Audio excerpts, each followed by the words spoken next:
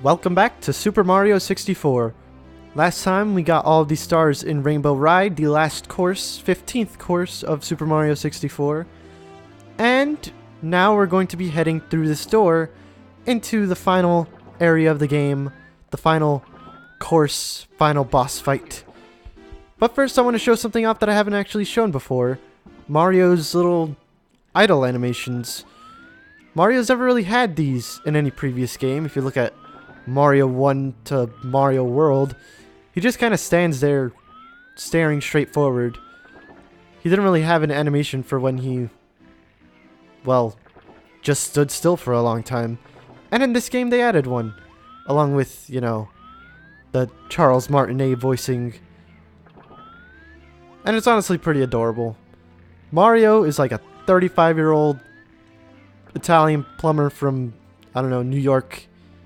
And he is honestly adorable. Except for the whole, like, weird polygon stuff. But this does inject some personality into Mario. The same way it did for someone like Sonic. Where Sonic was like tapping his feet, being super impulsive, not wanting to stay still for super long.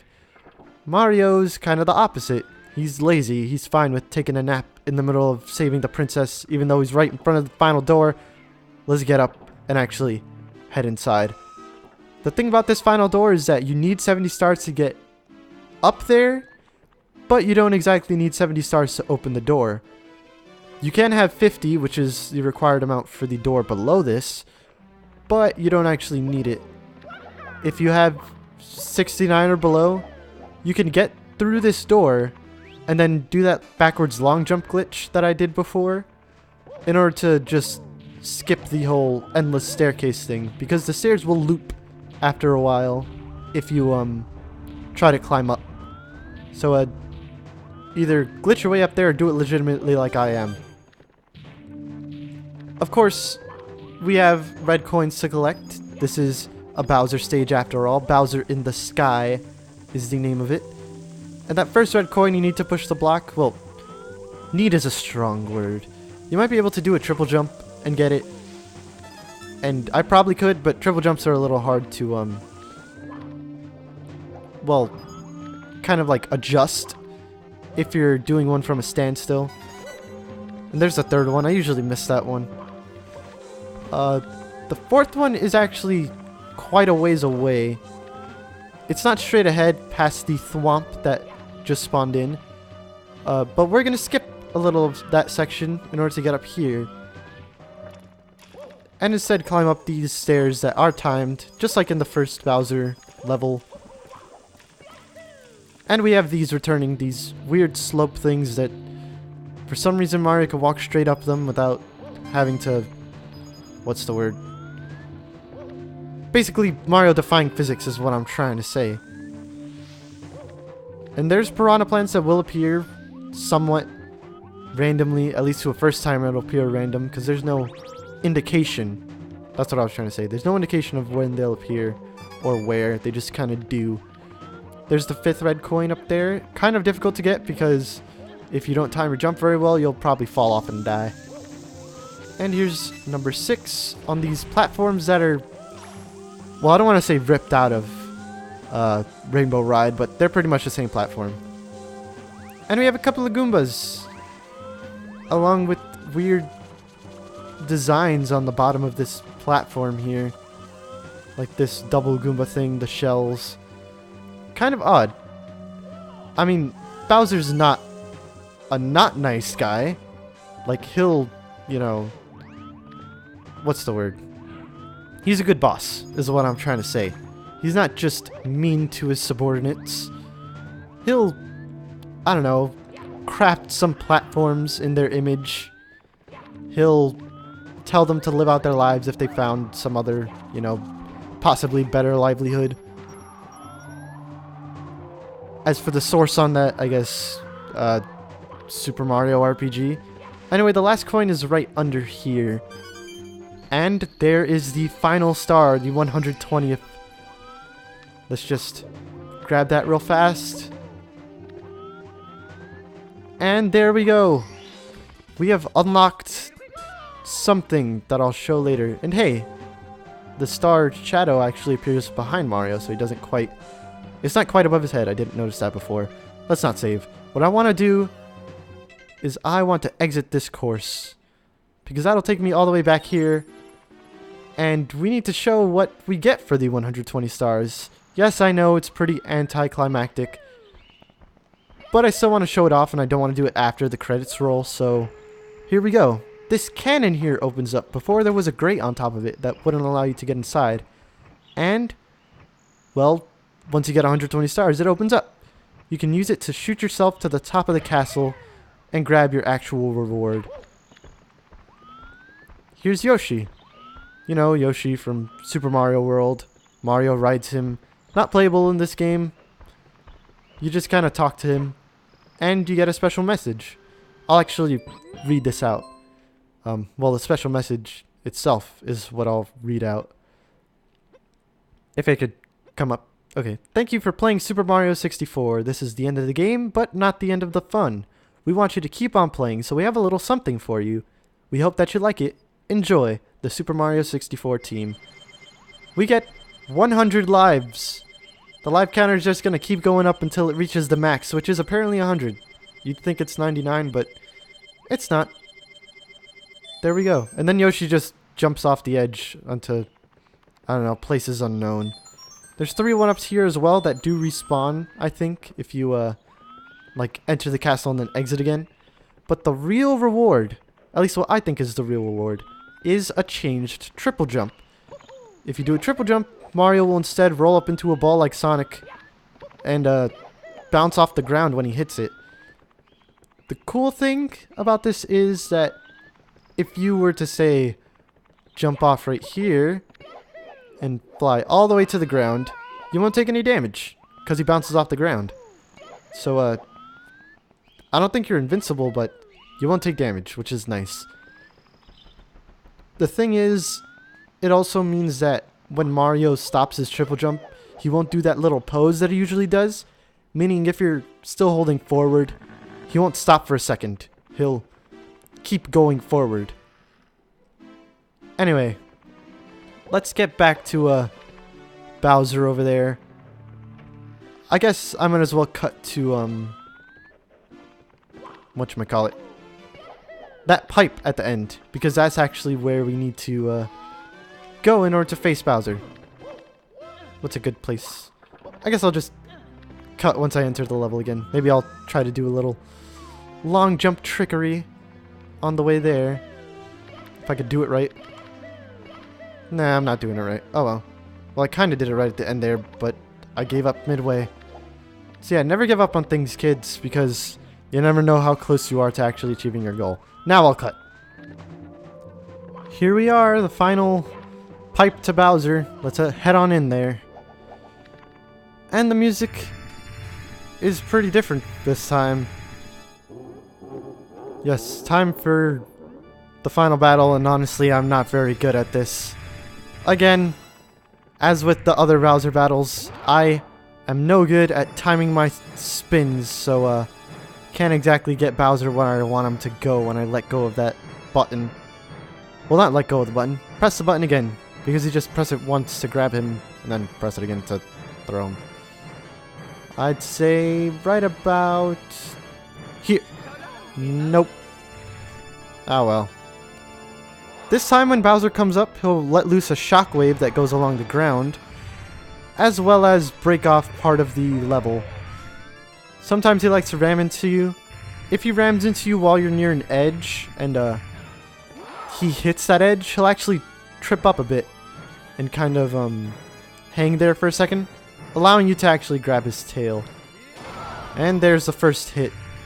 I can hopefully get the second hit really quickly if I get behind him fast enough. And since he's at the edge of the stage still, well, pretty close to the edge of the stage, I think I'll be able to get him to that one over there. If I actually do this well. I think... There. Perfect. And for the final hit, Bowser goes on a little tantrum and destroys all the platforms around, making a star shape with this central platform. But you can kind of skip the animation and grab his tail if you're fast enough. The thing is, all the bombs, or at least the spires that the bombs are on, are at like different, whatchamacallit, like, they're not at the points of the star, they're in the concave bits, the indentations, so it's gonna get pretty hard to actually hit them. I'm gonna try spinning Bowser in the opposite direction to see if it actually works to my favor. It's a little weird spinning the left stick counterclockwise with my right thumb, but with my left thumb, I mean. But whatever. This should be good. No, I missed. Oh well. At least we'll get to see Bowser a little more. That's weird. For some reason I thought he let loose 3 shockwaves, not 2. Oh well.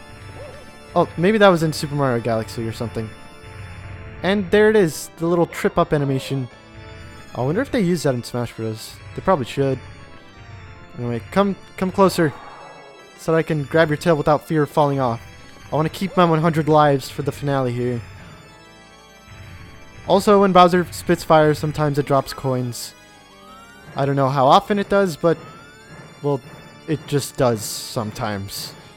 So if you need to refill your health, that's how you do it. Although, honestly, if you do die, you'll pop out of that pipe with full health, so it's not too detrimental. You'll just have to hit Bowser 3 times again. And that's also a thing. He's beefed up tremendously. Instead of taking just 1 hit, he takes 3 now. Hopefully I can actually get this. Nope, I messed up. Ah, well. Wait, I did not mean to do that.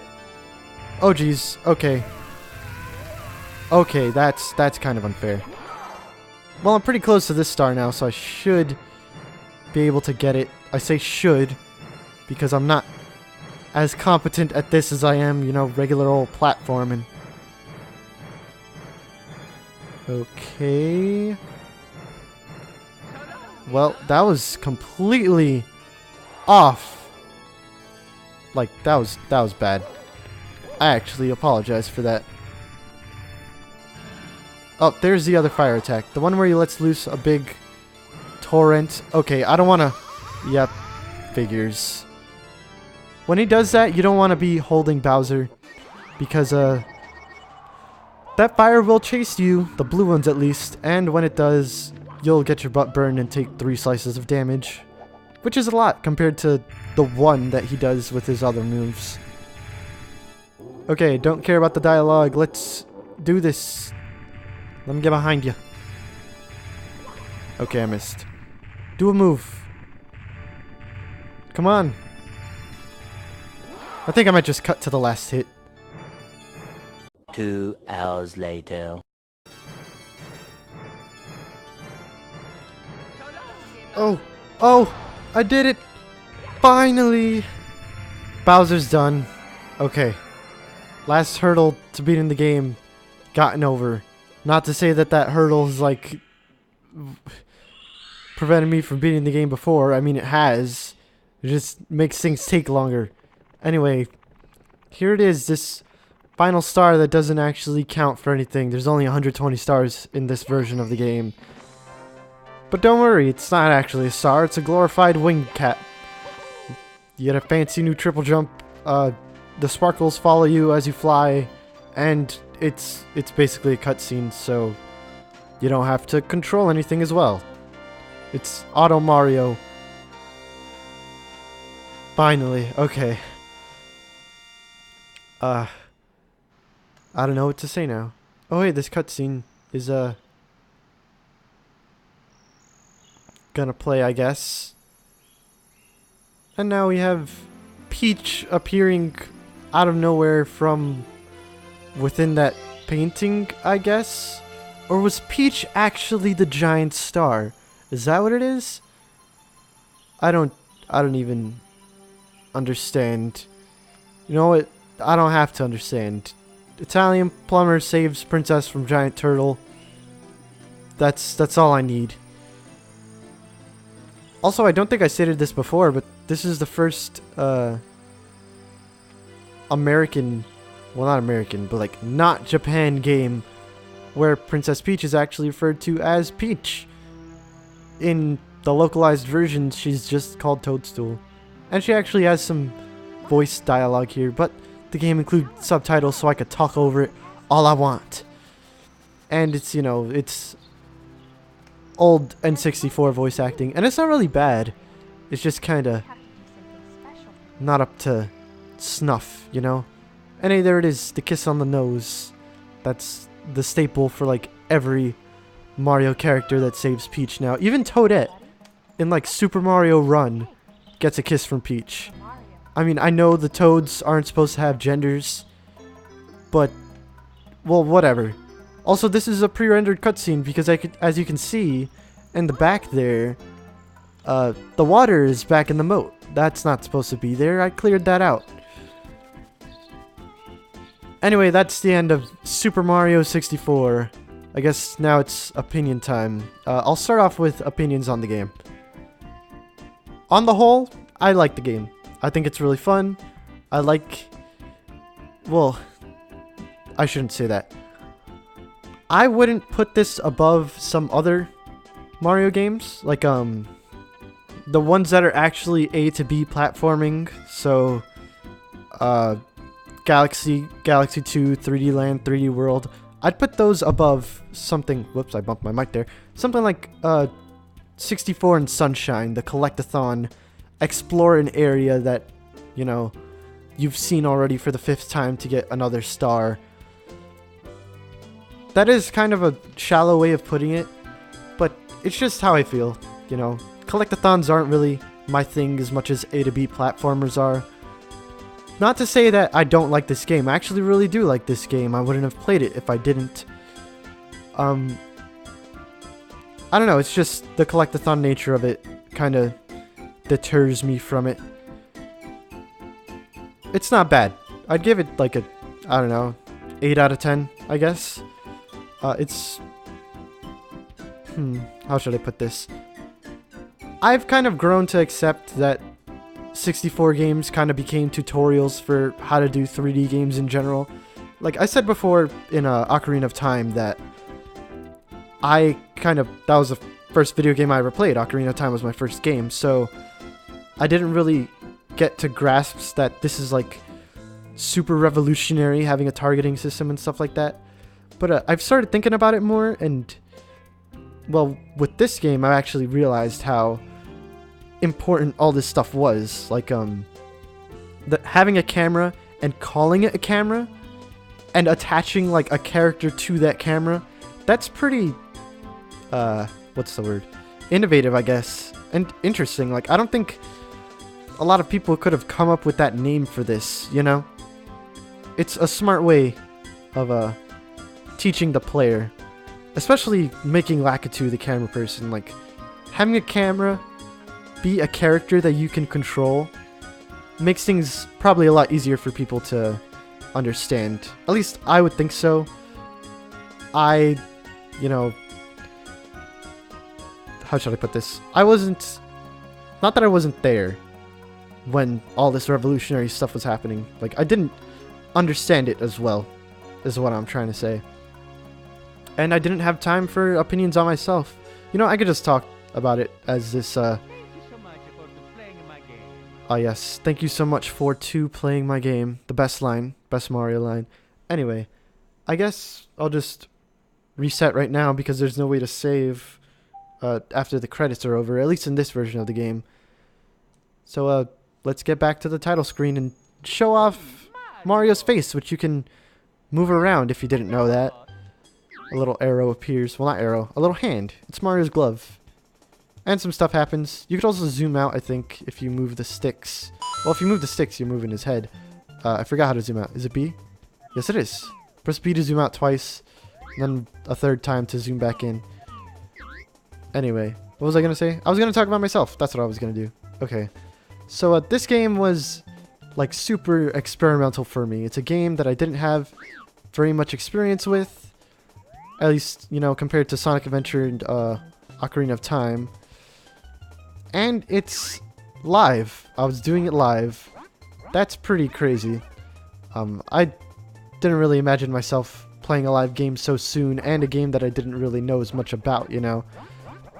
I kind of thought to myself, well, maybe I should have done Sonic Adventure as my live game first. Well, not first, but like do Ocarina of Time, then Mario 64, then Sonic. But have Mario 64 be post and Sonic be live. But I kind of didn't want to have two Nintendo, you know, first 3D games back to back. And I feel like I did a pretty good job. I mean, it's not as good as my other ones. I don't feel that it is. But I still had fun with it, and I don't think that it's bad at all. Maybe kind of meh, I guess. But I don't think I did a bad job. I did kind of lower my standards for this Let's Play in terms of like how I should retake things. I didn't